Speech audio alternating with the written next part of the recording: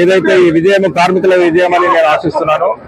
అలాగే TRS KV BMS కలిసి కార్మికులు ఈ రోజు మా గెలుపుతో పాటు పెద్ద బాధ్యత కూడా మా మీద పెట్టారు. రాబోయే వేజ్ అగ్రిమెంట్ లో బ్రహ్మాండమైన అగ్రిమెంట్ చేసి ఇద్దరం నెగోషియేట్ చేసి ఈ విజయాన్ని ఎక్స్ప్రెస్ కార్మికుల విజయం మరి నిజంగా కూడా చాలా సంతోషంగా ఉన్నాం. నిజంగా ఈ రోజు టిఆర్ఎస్ కేవి విజయం మరి బిఎంఎస్ వారికి అంకితం చేస్తున్నాం.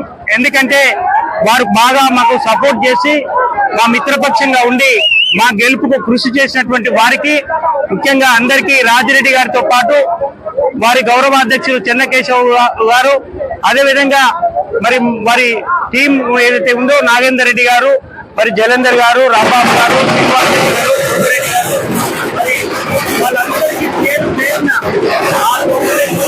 బిఎంఎస్ వారికి మా గెలుపు కృషి చేసినటువంటి బిఎంఎస్ వారికి పేరు వారందరికీ నా యొక్క ధన్యవాదాలు. అదేవిధంగా మరి ప్రీమియర్ కంపెనీలో ఉన్నటువంటి కార్మికులందరూ కూడా టీఆర్ఎస్ కార్మికులతో పాటు అందరి కార్మికులకు ఈ సందర్భంగా నా యొక్క హృదయపూర్వక ధన్యవాదాలు తెలుపుతున్నా.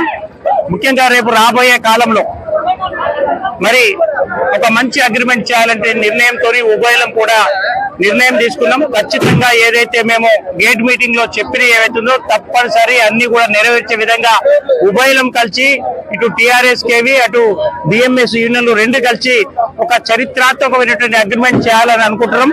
ఆ విధంగా చేసి తీర్థమని చెప్పి సందర్భంగా మనవి చేస్తున్నాం. ఇవాళ మమ్మలను అగో అక్కడ రాసిరు పొత్తు చిత్తు కాలని. అయ్యా మేము అడుగుతున్నాం పొత్తు చిత్తు అని రాసిరు, మీరు చూస్తున్నారు పొత్తు చిత్తు. ఇవాళ వాళ్ళు మేమిద్దరమే ఉన్నాం పొత్తు, కానీ ఇవాళ సిఐటి వాళ్ళు కలిసి నలుగురు కలిసి పొత్తు పెట్టుకున్నారు. ఘోర పరాజయమయ్యారు. సిగ్గు శరం ఏమైనా ఉండాలి వాళ్ళకు. ఇక ఇప్పటికీ 10వసారి ఓటమి చెందారు. ఇతరులను విమర్శించేటప్పుడు మీరెందుకు పొత్తు పెట్టుకున్నారు, మీరెందుకు చిత్త అయింది? ఈ రోజు మీ పొత్తులు 4 యూనియన్లు కలిసి 4 యూనియన్లను మేము బిఎంఎస్ కలిసి చిత్తు చేశాం. ఆ పొత్తులు చిత్తు చేశాం. ఇంకోటి కూడా ఏంటంటే మరి ఈ ఐఎన్టీసీకి సంబంధించినటువంటి మరి మన స్థానిక ఎమ్మెల్యే గారు బీర్ల ఐలయ్య గారు ప్రతి ఒక్కరికి ఫోన్ చేసి దాదాపు 300 మంది కార్మికులకు స్వయాన ఫోన్ చేసి నేను ఎమ్మెల్యేను, మీకు అవసరం పడతా, మీరు ఇది వేయండి, సిఐటికు ఓటు వేయండి అని బతిమిలాడినటువంటి పరిస్థితి. అంతేకాదు డబ్బులు కూడా మరి సిఐటి వాళ్ళు చాలా నీతులు చెప్తారు వేదికల మీద. ఎన్ని డబ్బులు పంచారు? మా కార్మికుల దగ్గరికి వచ్చి డబ్బులు ఏడ చెప్తే నీ డబ్బులు అవసరం లేదని చెప్పి మా కార్మికులు చెప్పారు.